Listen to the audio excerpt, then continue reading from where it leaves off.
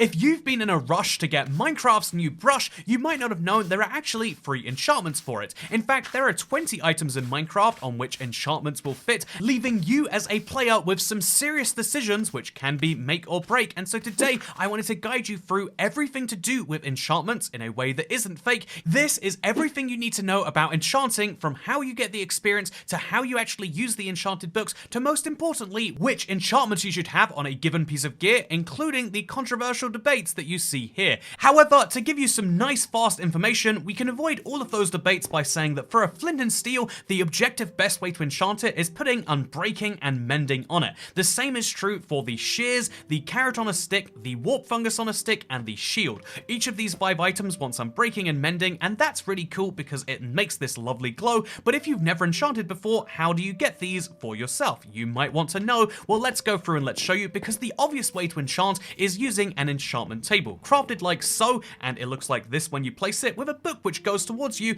This will allow you to use your levels or experience at the bottom of the screen to enchant things. So for example, I can enchant my netherite shovel. It's just going to cost me 3 lapis lazuli and 3 enchantment levels, alongside having a requirement of 8. However, you don't want to be spending so little amounts on your netherite shovel, or if you're going to, you want to make sure there are bookshelves around it. You can increase the level at which you can enchant your stuff by making sure there are bookshelves on all sides. In this case, having just 15 bookshelves will get me level 30 enchantments. That can get me unbreaking free. The enchantment I just said was so good you want on everything. However, if I want that, I need to get to level 30. So how do you get the experience to begin with? Well, to give you a very brief guide, so it's early game Minecraft and you need XP. What do you do after you've chopped your first tree? The easy answer is you can kill mobs, you can mine ores or smelt them up, and you can also breed mobs together. Any of these free activities will give you a small amount and then get a lot of it together, and you'll slowly grow up in the levels. Each of your levels is progressively harder to earn than the one before it, so keep that in mind. But if you want to get a lot of it, then you really just need to go to the Nether Quartz, because it's just begging to be mined and gives you a large amount of experience per ore mined. You can also breed and kill mobs. This has the fun side effect of giving you XP, but has the slightly less fun side effect of teaching you about factory farming. I mean, you're literally raising the mobs just to kill them, but I don't have any ethical concerns, which is why I recommend killing the dragon. This is a huge task for an early Minecraft world, but killing the dragon is the single best source of XP, at least when you do it the first time. However, for me, back in my Minecraft world, I just want to get a quick bit of XP, and so what I'm going to do instead is just disenchant an item using the grindstone, a little known source which can get you a little bit up there, which is really handy because then you can re-enchant the item if you really want to, but more importantly, it'll give you experience for enchanting other things, such as me being finally able to get unbreaking and efficiency on my shovel. However, getting unbreaking on my shovel is easily done just like that, but if I want to get mending on there, it's not possible with the enchantment table. No matter how many times I break and unenchant my shovels, I'll never find mending on there, and so what do you do instead? You need to get enchanted books. The second way that you enchant after you've gotten your XP is you can use an anvil. This is slightly more expensive and has the huge requirement of requiring enchanted books. Here's a fun one which doesn't have an enchantment on it. It's just a book that happens to be enchanted. If you want to, say, put mending on your shears, then you're going to need to spend some experience, but most importantly, you're going to need to have a book. So how do you get your hands on enchanted books? Well, the first way is obviously you can.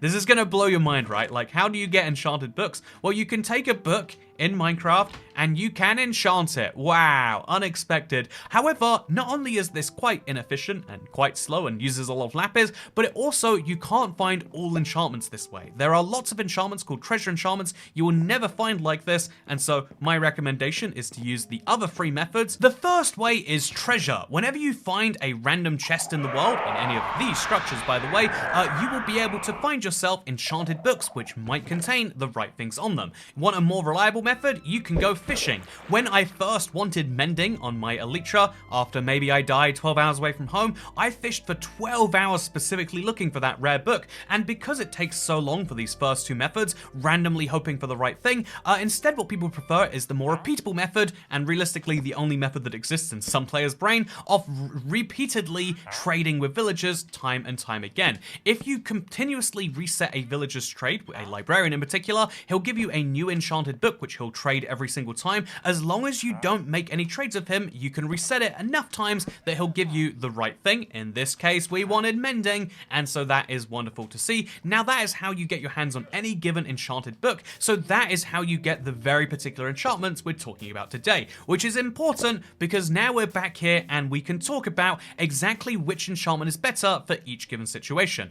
Like I said already, for when it comes to the mending shears, or when it comes to carrots on a stick, or when it comes to any basic item, the mending and unbreaking are just always better. There's no competition, it wins all the time, but it is a bit more complicated when it comes to things like this. Is this the best bow? The answer might surprise you, because the answer is no. Anyway, with that said, let's actually go into each of these controversial situations one by one. So let's start things off with efficiency, because this is the closest thing Minecraft has to a no-brainer enchantment. This is the speed of a netherite pickaxe with no efficiency on it. As you can see, I'm going very, very fast. It's pretty nice, but this is the speed of that same pickaxe with efficiency on. It is a nice increase in speed. It's probably least noticeable of netherite, but it is still a big upgrade that you might as well have if you ever can. The only reason not to is if you can't afford efficiency, or I personally tend to use it for my fortune pickaxe, because if you want to be very particularly mining one block at a time and not mine more by accident, it can be easy to do that with efficiency, and it's harder without it, but in general, efficiency is always a very efficient choice of enchantment.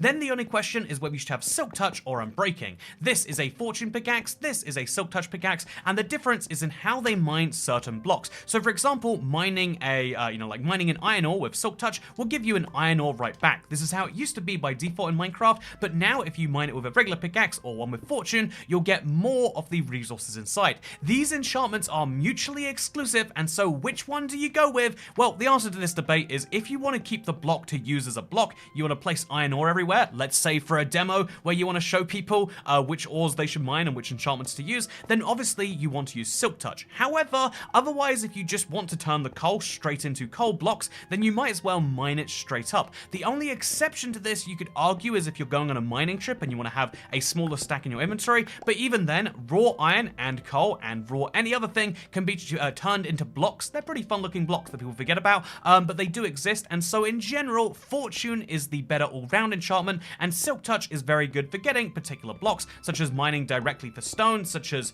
getting the ore blocks themselves, and all sorts of other weird things like mushrooms, but we're not here today to talk about mushrooms, although it is worth saying, I do have myself the non-mushroom version of that beautiful mob, and I'm going to shoot one right now to show you how wonderful a crossbow is. Here is a crossbow, here is a crossbow of quick charge. This is what it's like to draw a crossbow. It's pretty nice as you can see, and here's what it's like to draw a crossbow with quick charge free. It is very fast to reload, and it's very, very good. I would say this is the premier weapon for quick ranged attacks at some form of distance, so quick charge is the go-to. However, multi-shot and piercing are a little bit harder to work out. So here's the deal. Piercing allows you to shoot through multiple targets. So here are 3 cows. Let me shoot all of them in a row. Wow, collateral, boom, headshot, or whatever you want to say there. But multi-shot allows you to do basically the same thing, you know, get a 3-in-1 kill, but do it on 3 separate cows, or in that case 2. Which one of these 2 is better? I would say for most people it is multi-shot, because multi-shot shoots 3 separate arrows, which can be really handy for all sorts of situations.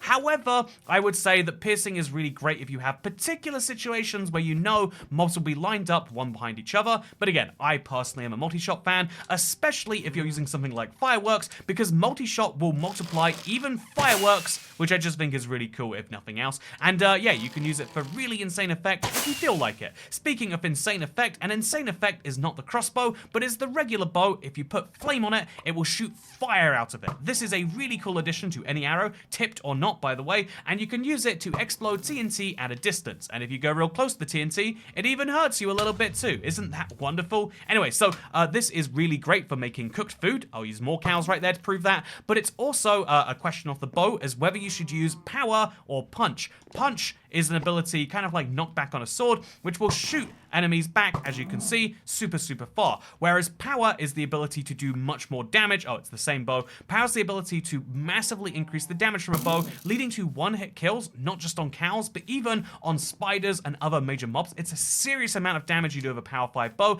and this is what I recommend for PvP combat, and punch is just there to annoy people if you're fighting other players. Speaking of fighting players, you might have one of the big debates in the bow world is mending versus infinity. Which of these 2 bows is the one you want to use, well, for most people, I would say the mending makes sense, but there is a caveat here. So infinity allows you to shoot infinite arrows. One arrow becomes an infinite number, as long as they're not tipped arrows, that is, and a mending bow will last forever as long as you feed it XP. What is more important, having infinite arrows or infinite bow? Well, if the bow is enchanted otherwise, then obviously you want to prepare, you want to keep that around, repair it using mending, but if you're just going to have a bow with nothing else on it, infinity is the better choice. I think this really also comes down to if you are in the Nether and you have bad aim and you really just can't afford arrows for some reason, then obviously it goes without saying you absolutely need to have infinity. But most people have more value in the, oh wow, that was pretty cool, huh? Most people have more value in the bow than the arrows themselves, which is why mending is usually the winner of this battle. And in fact, I'm going to go ahead and say it,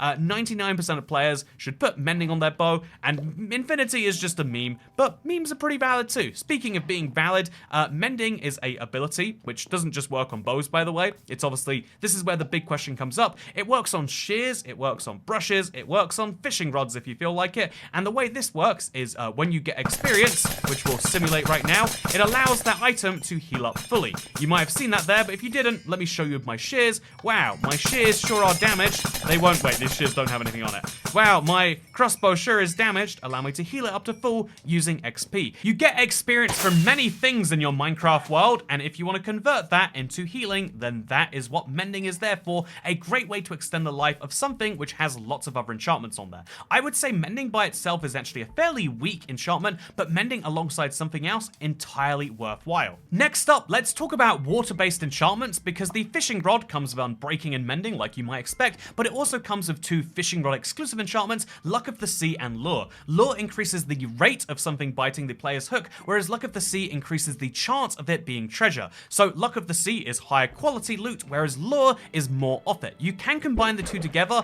and it has some slightly weird effects, but in general this is the best way to make a fishing rod if you're willing to get more fish in exchange for more drops, because Luck of the Sea reduces the chance of the very much fish and also indeed junk. So now you can see as we go fishing, we're going to get ourselves some raw cod very, very quickly. This is just the way to use a fishing rod. Rarely do you have to choose between the few of them, and in general, when you go fishing, you'll actually find fishing rods which have these enchantments on them, so it's actually worth just fishing until you get a decent fishing rod, which is the fun way that Minecraft works, in my opinion. Speaking of fun ways Minecraft works, most people probably don't play around with tridents, but they especially don't know about the two different types you have. So there's the Aquaman fork and the adorable hoe launcher here to represent the Riptide and the Loyalty enchantment. So there is, technically speaking, another exclusive enchantment here, which is Impaling. So Impaling is the ability to do extra damage to monsters in water. It's mostly not very useful, but if you want a one-hit KO salmon, as you can see, that's the thing there. However, the other cool thing about this is the Loyalty enchantment, which again, called here the Aquaman fork, because when we throw the trident at anything, I can throw it as far away as I like, it will always come back to you. The different levels of loyalty tell you how fast it will come back, just like in the real world. If you enchant your hoe with loyalty, the level of enchantment tells you how soon it will come back after a big mistake, whereas Riptide is mutually an exclusive because Riptide turns you into the trident. If you don't know what that means, allow me to show you while hitting a salmon. I'm sorry, big salmon, I should have hit your medium friends over there, but if you want to, you can use the Riptide enchantment to go flying through the air without having to have an Elytra. However, it's worth saying, having an Elytra makes this work so much better, because look at that, I've Riptide myself into the air, I fly over here, and then I do the exact same thing to get back. Riptide into the sky, and then, wait, we have to do it a little bit higher up than this if you want to go well. Riptide into the sky, and then fly away. But here's the wonderful thing, both Impaling and Riptide work better while it is raining. It's such a cool effect to me because you genuinely don't need an Elytra. You can just keep throwing yourself into the sky, and it feels like it shouldn't work. Seriously, let me show you this from a distance. No! It really feels like it shouldn't work. It's not a safe thing to do whatsoever, but my god, is this one of my favorite things in Minecraft. Ooh, yeah. So fun. Just getting speed boost for free here. It is incredible. You will outrun your Minecraft world. You'll hit a wall. Bad things will happen. But while those bad things aren't happening, this is the fastest way to travel. Seriously, I have crossed my Minecraft world, and now I will come back. The only things you should watch out for if you do intend to travel quickly via Riptide in the rain is that it will not work when it's snowing. As you can see, I can't use this whatsoever. And it also won't work in desert biomes where there is no rain. So keep those things in mind, or you might end up stranded in the middle of the air, something most people don't want. And also, if you're using a Riptide enchantment, eating fish feels a bit mean. Oh my god, it's going so fast. I can't see anything. Oh! Okay, so yeah, it's a fun way to get around your world. However, let me show you something else that's fun, because did you see that? That was the channeling enchantment. I'm gonna try and hit the phantom again here and show you how every single time you hit any mob with this enchantment while it's thundering, they will be hit like they are a lightning rod. You could, well, like I am a lightning rod apparently, which allows you to do some seriously cool things. Let me show you right here, all of these pigs turning into zombie pigmen. You can do the same with villagers turning into witches, and you can do all sorts of other wacky things with the channeling enchantment. It is one of the best in Minecraft, but it only works when it's thundering, which is very, very rare. Speaking of rare, soul speed is one of the rarest enchantments in Minecraft because it is only found in bastion chests on books and sometimes traded for from piglins directly. You cannot get this in an enchantment table, you have to equip it like this, and once you put it on, it looks like they're normal boots until you go on soul sand or soul soil when things get a little bit wacky, and although this uses up a lot of durability from the boots, it allows you to go faster than basically anything else in Minecraft. Making a soul speed pathway just to use soul speed on genuinely might be worthwhile, and it's a really fun idea if nothing else.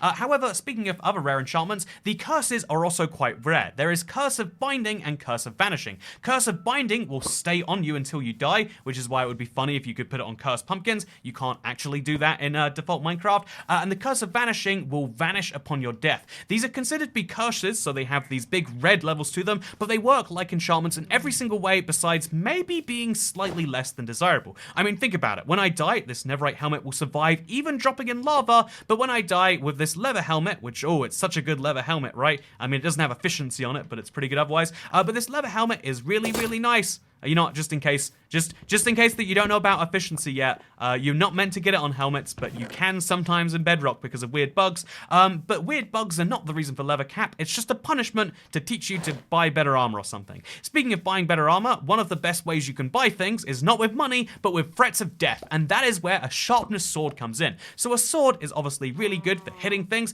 but a sword of sharpness is a great way to do more damage to everything. Sharpness is the go-to enchantment for the vast majority of the Minecraft community because you hit something and it does dead, and that's real good. Speaking of doing dead, a great way to do the exact same thing is to have fire aspect on there, because then when a mob dies, it will die with its loot pre-cooked, which is really handy for getting cooked beef or steak if you're a medium salmon player. But the other thing that you can do using fire aspect is just harm other players, because no one wants to be on fire, which is why if you want to avoid house fires, by the way, greater than 99% of those happen to people who aren't subscribed to the channel, and so statistically the best way to avoid them is by subscribing to your favorite Minecraft British person, who hopefully is me. Anyway, speaking of favorite things, killing a mob with looting has an extra benefit of killing the mob but also getting more drops from them. This is the only enchantment which has no effect whatsoever on PvP, because players don't drop extra loot, and it also will not affect your odds of getting an armor trim from the Elder Guardian. Very sad. But as far as everything else goes, you'll get more loot, or more often loot, from enemies, which is a really good thing. Speaking of really good things, there are two other options on a sword if you want to do extra damage. Sharpness does damage against everything, but if you want more damage against fewer things, there is Smite, which only works against undead mobs. That is the zombie, skeleton, wither skeletons, the wither boss itself, but also zombie piglins, and a whole bunch of other things that you might not expect. And then there's Bane of Arthropods, which works on cave spiders, silverfish, endermites, and bees. It works on bugs, monsters, which, you know, you might think, wow, that's 5 mobs, Toy Cat. No, look at the health for those 5 mobs. They are all next to basically dead already when they spawn into the world. You really don't need to have Bane of Arthropods, but if you wanted to, you could do the most damage against bugs. You know, is a pig a bug? No. Is anything you'd want to kill a bug? No. But if you wanted it, it does exist. But I'm just going to give it to this guy right here. Enjoy your sword, buddy. I mean, I did take his helmet. That's the least I could do. Speaking of the least I could do, I really haven't gone into most of the armor-specific enchantments. These are kind of some of the cooler ones because they basically upgrade you as a player.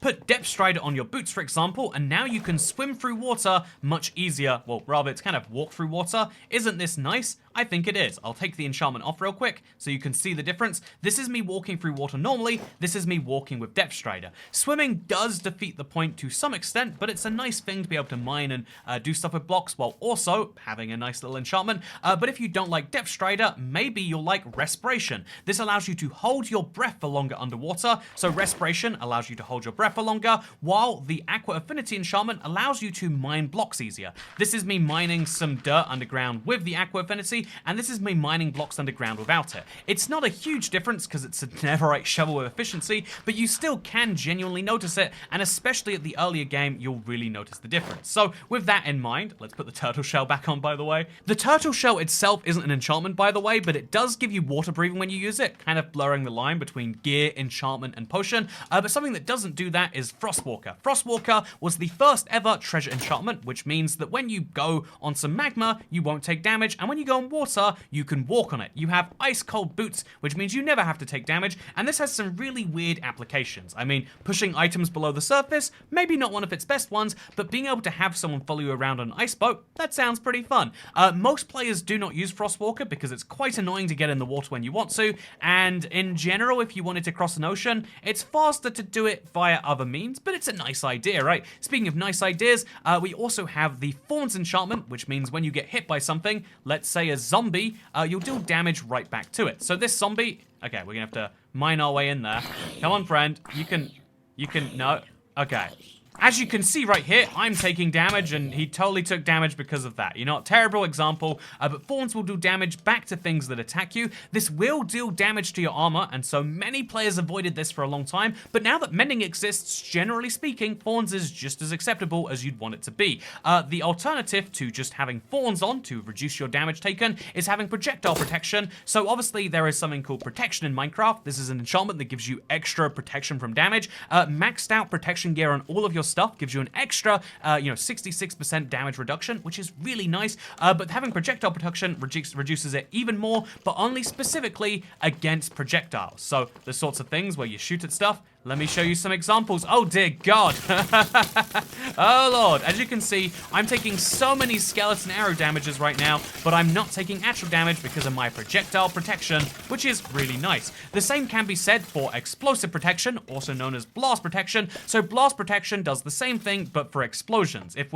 Please don't be too many explosions. Okay. If we have a TNT drop in our face, it will deal some damage, but it won't kill me like it probably should have, right?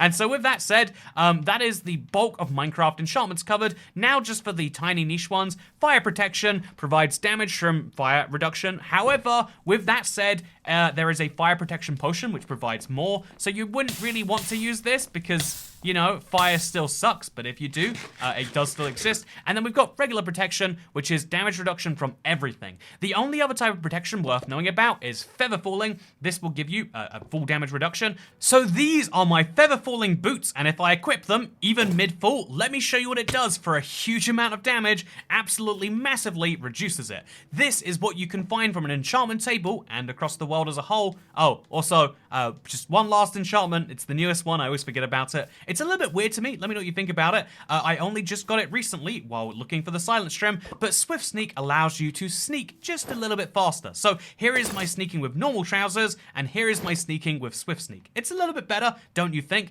But yeah, that is every single enchantment in Minecraft, and I hope that you've enjoyed this little video going through them. I did actually do something fun for this one, which is I hired Buster Sharp. I paid him to make this tutorial inside my existing Let's Play world, so you could see it in a world you're maybe familiar with. Oh, I was worried about falling, but I have feather falling, so I don't really need to be. I did this within an existing world, and maybe you found that interesting. Let me know if you did. Otherwise, what's in the castle? Oh, there's a whole little castle of pillagers in here I could have shown you.